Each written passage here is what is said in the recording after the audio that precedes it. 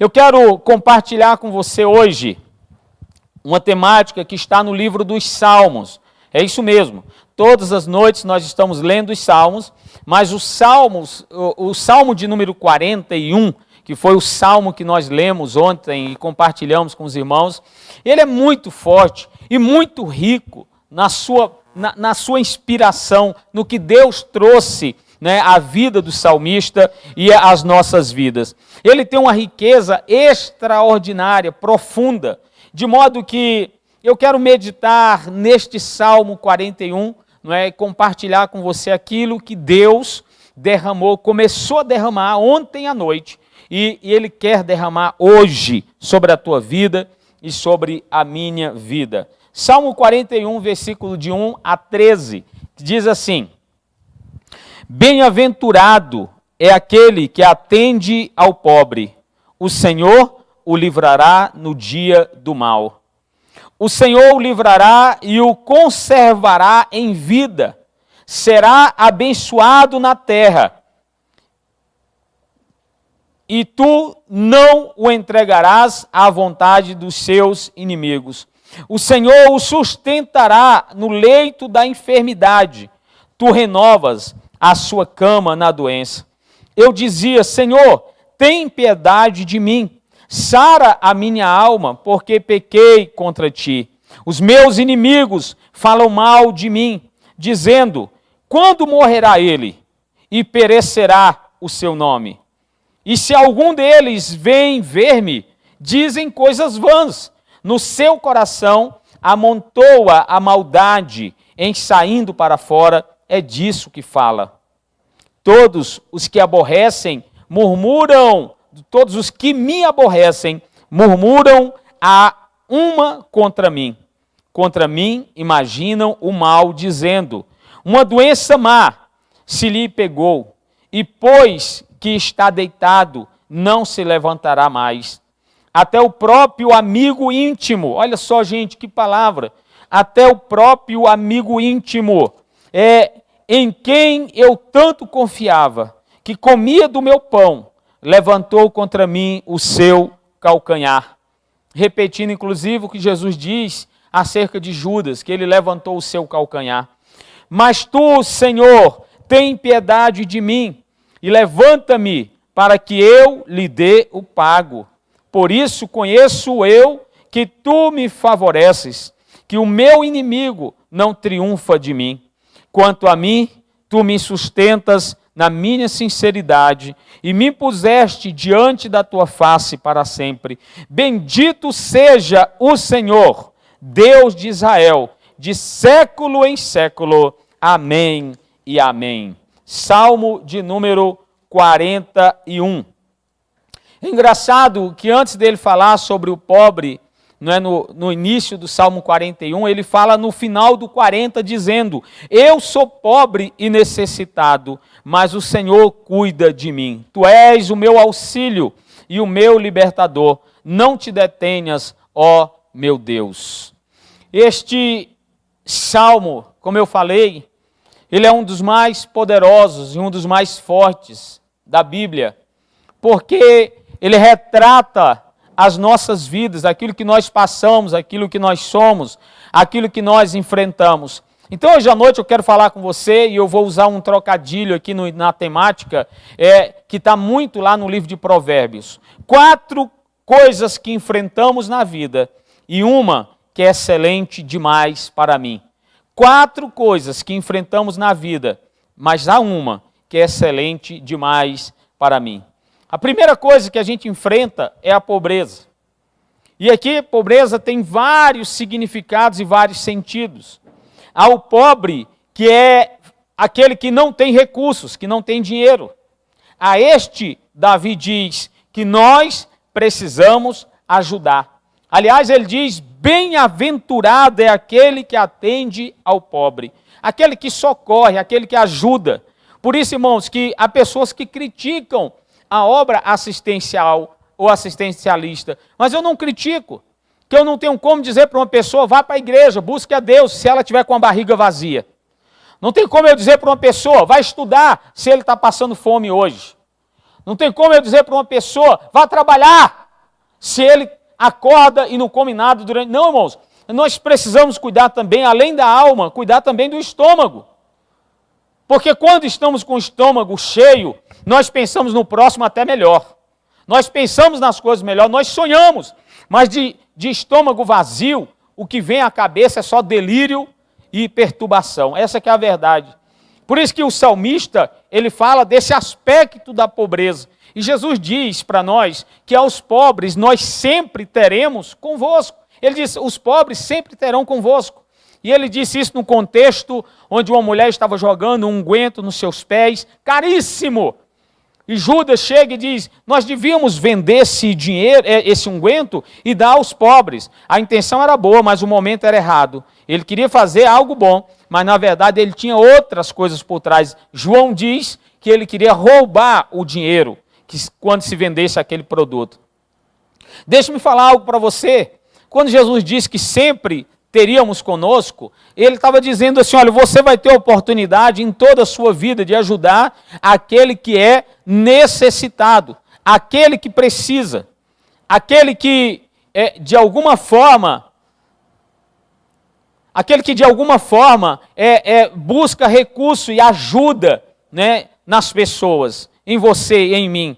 Então, o Salmo 41, ele reflete isso em primeiro lugar, né? Aquele necessitado que nós precisamos olhar, que nós precisamos ajudar, que nós precisamos amar. Eu e você não podemos fechar os olhos às pessoas que necessitam de ajuda e de recursos. É bíblico, não é? É bíblico. A palavra de Deus, ela é recheada, não é, irmãos? Com tantas coisas boas, tantas palavras. Provérbios 14, 21 diz assim para nós, o que despreza o seu companheiro peca, comete pecado. As pessoas que desprezam a outra ou as outras cometem pecado, mas o que se compadece dos humildes é bem-aventurado. E está escrito aqui no Salmo 41 também. Provérbios 28, 27 diz assim, o que dá ao pobre não terá necessidade, mas o que esconde os olhos terá muitas maldições. Há pessoas que não gostam de ajudar, mas quem dá ao pobre não terá necessidade. É o que eu falei no culto passado, repetindo a frase de muitos sábios, não é? Ninguém é pobre demais que não possa dar, e nem rico demais que não possa receber. O profeta Isaías, no capítulo 58, versículo 10 e 11, diz assim, se abrires a tua alma ao faminto, escute, se abrires a tua alma ao faminto e fartares a alma aflita, então a tua luz nascerá nas trevas e a tua escuridão será como ao meio-dia. Irmãos, que palavra forte é essa? Quando você ajuda alguém, na verdade, quem sai das trevas não é a pessoa, é você. Quando você abençoa alguém, quem se torna bem-aventurado não é a pessoa, é você. Por isso que nós falamos, não é, tempos atrás, sobre as sementes da fé, e uma das coisas que eu disse fora, Deus não multiplica aquilo que você recebe, mas a bênção da multiplicação está naquilo que você dá, porque é dando que se recebe. E é por isso que Lucas, no capítulo 6, versículo 38, diz isso para nós. Ele fala, ó, dai e vos será dado. Então a bênção da multiplicação está quando eu dou. E o salmista aqui no Salmo de número 41, quando ele fala esse versículo 1, bem-aventurado é aquele que atende ao pobre, ele está também pensando nisso. Mas escute, há um outro tipo de pobreza. Há o pobre de visão, é isso aí. Visão é diferente de vista.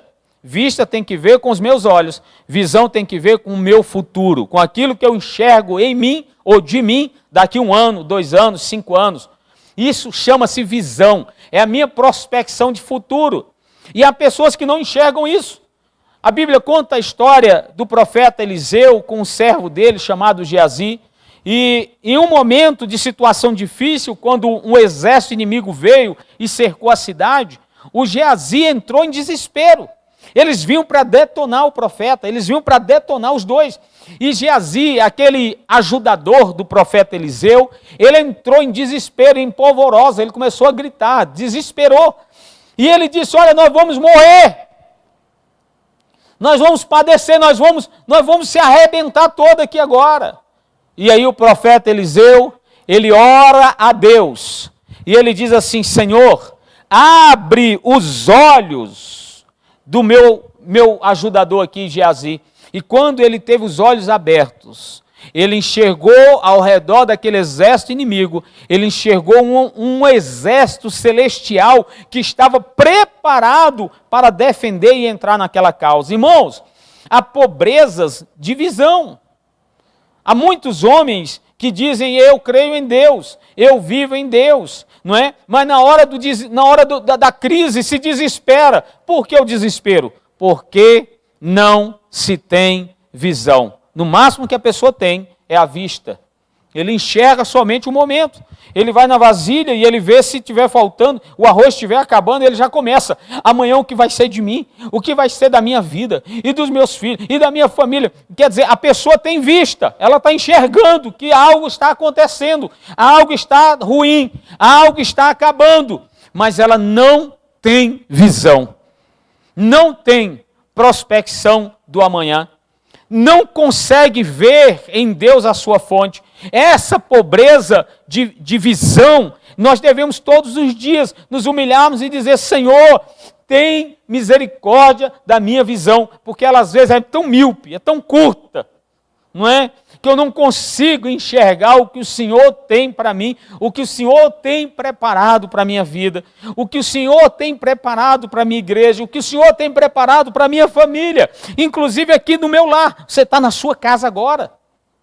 Qual a visão que você tem ao seu respeito? Visão é diferente de vista. Vista é aquilo que eu enxergo com os meus olhos naturais. Visão é aquilo que eu enxergo pelos olhos da fé. É a minha projeção de futuro. Sabe, quem tem vista apenas, ele só vê o momento de hoje. Ele assiste a um jornal e ele entra em desespero. Ele vê covas sendo cavadas e ele ouve o que um outro homem está dizendo. E ele diz: talvez seja minha essa cova. Meu Deus, o que vai acontecer? Senhor! Sabe, irmãos, o diabo ele é mestre em ofuscar a nossa visão.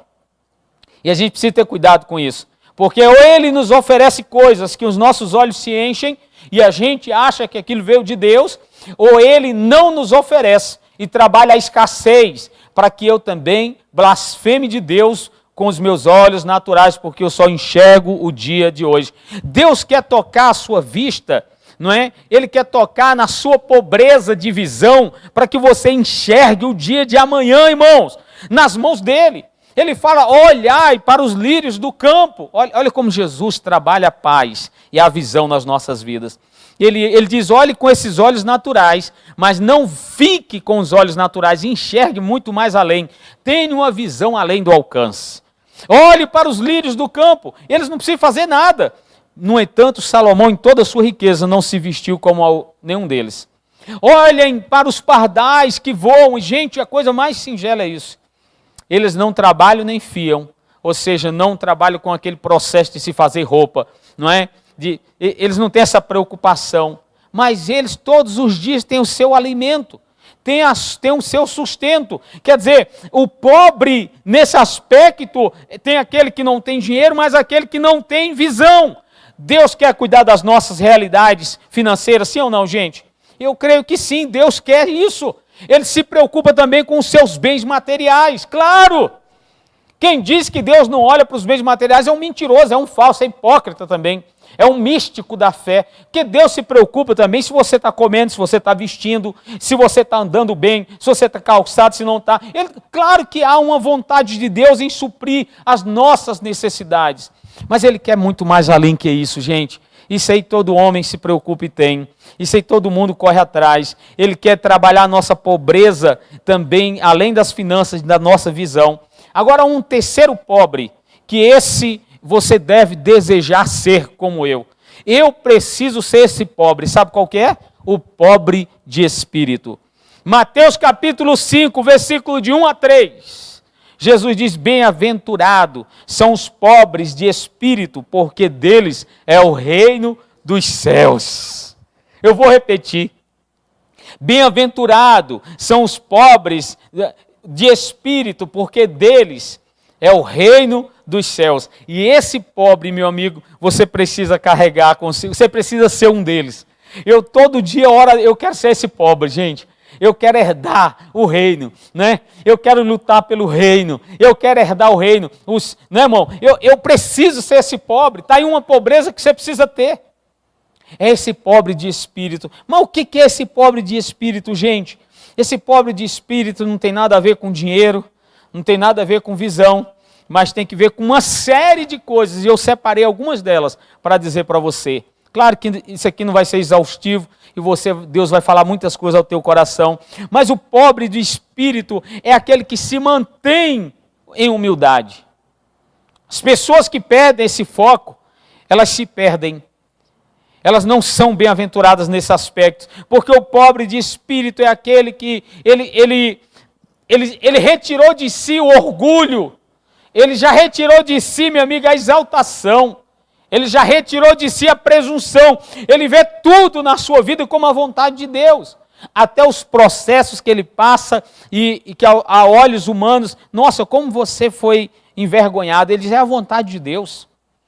Tempo atrás na minha vida, eu fui designado no meu trabalho para fazer uma função, e eu falei assim, nossa, eu estou triste, eu não queria essa função. Meu colega chegou e disse, deixa eu falar uma coisa para você, pega os limões e faça uma limonada. O pobre de espírito, ele não tem presunção alguma, ele está dizendo, se está soprando o vento para cá, Deus tem uma direção nisso, eu tenho certeza. Eu tenho certeza que Deus tem uma direção nisso. Olha, 1 de Pedro, capítulo 5, versículos 5 e 6, diz assim, olha, semelhantemente vós jovens, sede sujeitos aos anciãos. Tem muito ancião aqui me ouvindo. E sede todos sujeitos uns aos outros, e revesti-vos de humildade, porque Deus resiste ao soberbo, mas dá graça aos humildes. Irmãos, quando Jesus, lá em João capítulo 13, ele pega uma toalha, coloca sobre os seus ombros e vai lavar os pés aos discípulos, na verdade, ele disse assim, olha, do mesmo modo que eu me humilhei, que eu servi a vocês, vocês também devem fazer isso uns com os outros. Sabe qual é a palavra humilhação naquele aspecto e naquele contexto? É tornar-se um tapete. Quando Jesus disse, olha, eu estou fazendo isso, ele está dizendo, eu estou me entapetando-se por você. Para que serve um tapete, gente? Além de ornamentar e enfeitar, é aquele ambiente, é aquele local e aquele objeto onde todos pisam em cima. Meu Deus, pastor, é verdade isso? É verdade. E Pedro diz isso, não é? O apóstolo Pedro diz que, olha, portanto, humilhai-vos, pois, debaixo da potente mão de Deus, para que ao seu tempo ele vos exalte. Ou seja, eu preciso me entapetar. Eu preciso me colocar numa posição de pobre de espírito. O pobre de espírito, ele é humilde. O pobre de espírito, ele entende que tudo que acontece na sua vida vem da vontade de Deus. Segunda característica de um pobre de espírito é aquele que entende que ele não tem honra. A honra é de Deus e vem de Deus. Mateus 6, versículo de 1 a 4, vai mostrar isso para nós, irmãos. Não é? Toda a nossa conduta, não é? Está colocada nele. Tudo que eu faço, eu não tenho glória nisso. Tudo que eu sou, eu não tenho glória nisso. Tudo que eu intento fazer, eu não tenho glória nisso. Toda a honra, toda a glória é dele, e somente por ele, e para ele, e por meio dele são todas as coisas. João entendeu isso lá em Apocalipse, depois de ter passado uma crise terrível na vida. Quando Deus traz a revelação, logo no capítulo 1, ele diz, aquele que era, que é, o que há de vir, o Todo-Poderoso, aquele que é o Alfa, que é o Ômega, o princípio e o fim, ele é tudo em todos. Aquele que é pobre de espírito, ele entende que toda honra vem e é de Deus, não é? E é dele, e para ele todas as coisas. Mas também aquele que é pobre de espírito é aquele que desiste das vantagens em favor de outras pessoas, para abençoar outras pessoas. Não atente cada um para o que é seu, mas cada qual também para o que é dos outros. Olha aí. Filipenses capítulo 2, versículo 4, não é? Sabe o que é que Paulo está ensinando aqui? o pobre de espírito é aquele que não olha só para o seu umbigo, não olha para a sua vida, mas ele está antenado, querendo ajudar aquilo que é do outro. Às vezes o outro irmão está passando por uma situação difícil e a gente diz, eu não estou nem aí. Farinha pouca, meu pirão primeiro. E o outro? Deixa o outro para lá. Às vezes o outro está numa necessidade, ele está num projeto, está estabelecendo algo, criando uma empresa, correndo atrás, lutando pelo... E a pessoa está olhando e dizendo, não, é a vida dele. Deixa para lá. Não, vá lá, ajude o outro naquilo que é do outro, naquilo que não é seu, do outro. O pobre de espírito que vai herdar o reino de Deus, ele se preocupa com o outro, às vezes, muito mais do que consigo mesmo. Mas o pobre de espírito também, ele desiste, ele nega a si mesmo. Escute. Ele nega a si mesmo para que outros possam ir mais longe. Você já ouviu falar naquele ditado que diz que nós precisamos nos agachar, nos abaixar e colocar os outros sobre os nossos ombros para que eles cheguem mais altos, em lugares que nós ainda não chegamos? É isso mesmo, é o que a gente faz com os filhos, inclusive. Todo pai quer que o filho seja melhor, mas essa particularidade não deveria ser feita apenas com os filhos. Você precisa olhar para o outro como sendo maior que você. Então, por isso que Jesus, ele dá a sua máxima quando ele chama os discípulos, quando ele chama aquelas pessoas que todos ali já eram pobres de espírito, como eu e como você também já está querendo se tornar. Ele diz assim, olha, aos seus discípulos, se alguém quiser vir após mim, renuncie-se a si mesmo. Tome cada dia a sua cruz e siga-me. Mateus 16, 24. Está aí a máxima de quem andava com Jesus. A máxima do discipulado de Jesus. Ele fala, esses precisam ser pobres de espírito. O pobre de espírito, ele todos os dias toma a sua cruz. E ele toma para que outras pessoas sejam projetadas adiante, né? Ele entende isso. O pobre de espírito é aquele que o seu amor o leva a contribuir, não a dividir ou retirar. Todas as vezes que você encontrar processos de divisão, seja numa célula, seja na igreja, seja no trabalho, seja lá onde for, parte de um espírito que não é do pobre de espírito, parte de um espírito que é orgulhoso, presunçoso, pecaminoso, exclusivista, narcisista, egoísta, individualista e tudo de ista, menos aquele que é pobre de espírito. O pobre de espírito ele não quer dividir nunca, ele quer somar. Ele quer multiplicar, ele quer estar junto. Não importa o que ele passa, ele entende que tudo vem de Deus e é a vontade de Deus para a sua vida, né? Até aquilo que ele não consegue compreender, ele está dizendo, eu entendo que isso veio da parte do Senhor. Deus, irmãos, permite tudo. Até espírito imundo perturbar e enganar. Até um engano vem com a permissão de Deus. Deus não faz o engano, mas Ele permite que aconteça para que aqueles que não amam a verdade sejam engodados pela mentira. Então escute, todo aquele que é pobre de espírito está exatamente naquela pessoa, não é? Que é cheia de amor e que o leva a contribuir com aquela causa, com aquela obra. Todo espírito que se levanta em divisão, que se afasta, que se devaneia, que se perde e que diz eu não creio, eu não concordo, porque eu fui ferido, porque eu não sei o quê. Esse espírito pode ser qualquer outro, menos um espírito que veio da parte de Deus, menos um espírito daquele que é pobre de espírito. O pobre de espírito, o seu amor, aquilo que carrega dentro de si sempre está lá, levando a contribuir. Né? Levando e projetando às vezes até o nome de outra pessoa. Veja uma coisa, todos os apóstolos de Jesus, nenhum deles, por mais fortes e poderosos que foram, nenhum deles tiveram outro sonho, senão sonhar o sonho de Jesus. Mas hoje a gente se encontra numa sociedade tão partidarista, tão arruinada nesse aspecto, que as pessoas dizem, eu não quero sonhar o sonho de ninguém, eu quero ter o meu próprio sonho. E muitos, dezenas de milhares, a maioria esmagadora deles, vão morrer sem nunca realizar absolutamente coisa alguma. Ei! O pobre de espírito, ele tem essa conotação, o seu amor o leva a contribuir. O pobre de espírito é aquele que leva em consideração as pequenas coisas. Há pessoas que desprezam aquilo que é pequeno.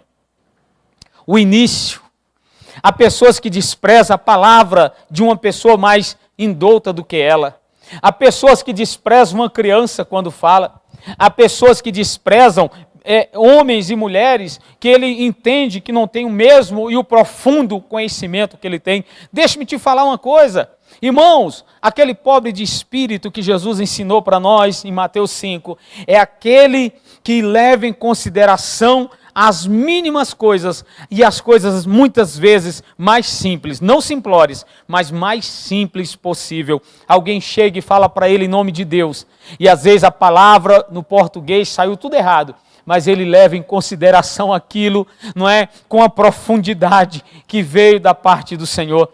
Às vezes a gente ouve uma pessoa que você fala, nossa, não tem aquela sabedoria que nós gostaríamos de ouvir, de ter, mas eu levo em consideração isso. Às vezes nós desprezamos as coisas pequenas, o início delas. Ei, não despreze, faça valer a pena. Sabe, o pobre de espírito, ele pisa em espinhos para que outros não se furem.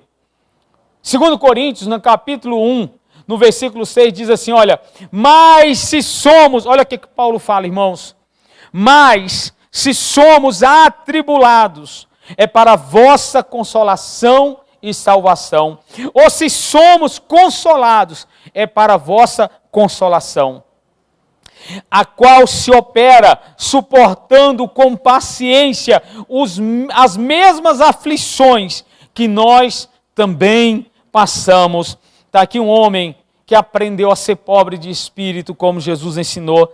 Ele pisava em espinhos. Se for para ser atribulado por causa de alguém, eu serei. Eu posso me ferir para que ele tenha vida. Irmão, ele estava aprendendo com quem isso? Com Jesus. O apóstolo Pedro fala isso na primeira epístola dele, capítulo 2, versículo 24, se eu não estiver enganado. Ele repete o que Isaías 53, 4 e 5 diz, que Jesus carregou as suas enfermidades para que pudéssemos ser livres. E no próximo encontro nosso, eu quero falar um pouco sobre isso. O que significa isso na vida das pessoas? Então, o Salmo 41, nessa parte introdutória que eu estou fazendo com você, ele diz assim, olha como é rico esse salmo. Ele diz assim, olha, bem-aventurado é aquele que atende ao pobre. O Senhor o livrará no dia mau. O Senhor o livrará e o conservará em vida. Será abençoado na terra e tu não o entregarás à vontade de seus inimigos. O Senhor o sustentará no leito da enfermidade. Tu renovas a sua cama na doença. E eu dizia, Senhor, tem piedade de mim. Sara minha alma, porque pequei contra ti. Então, nessa primeira parte, Davi, inspirado pelo Espírito Santo, está nos dando a primeira coisa para enfrentarmos a vida, a pobreza. Ele está mostrando para nós.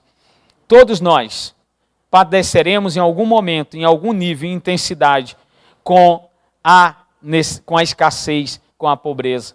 Mas a pobreza maior que eu vejo, não é nem aquela que lhe falta o dinheiro, mas aquela que lhe falta a visão e aquela que lhe falta um espírito com todas essas características que eu passei para você, um espírito em humildade, um espírito que entende que a honra vem de Deus, um espírito que desiste das suas vantagens para que outras pessoas sejam abençoadas, um espírito que nega a si mesmo, toma a sua cruz e vai após Jesus, um espírito que o leva a contribuir e não a dividir, e não a separar, e não a distanciar, um espírito que leva em consideração as pequenas coisas, mesmo que seja uma oração singela por alguém simples, um espírito que pisa aos espinhos para que o outro não se fure.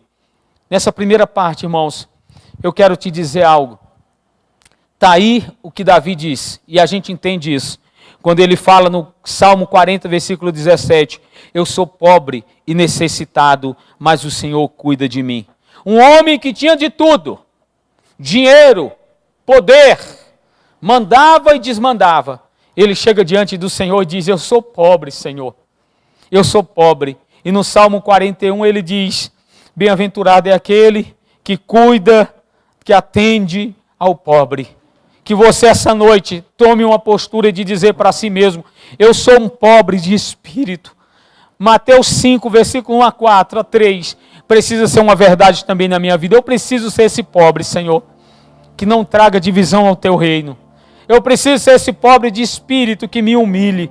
Eu preciso ser esse pobre de espírito que tome a sua cruz a cada dia.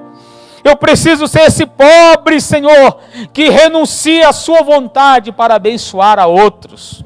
Eu preciso ser esse pobre também para ajudar o meu próximo nas suas necessidades. E que essas necessidades sejam supridas, as mais básicas, eu quero começar a suprir. Começando com alimento para o corpo, para encher o seu estômago, mas também para suprir as necessidades da sua alma, as suas carências afetivas. Eu quero ser usado como um pobre para ajudar esse outro pobre. Que Deus em Cristo te abençoe.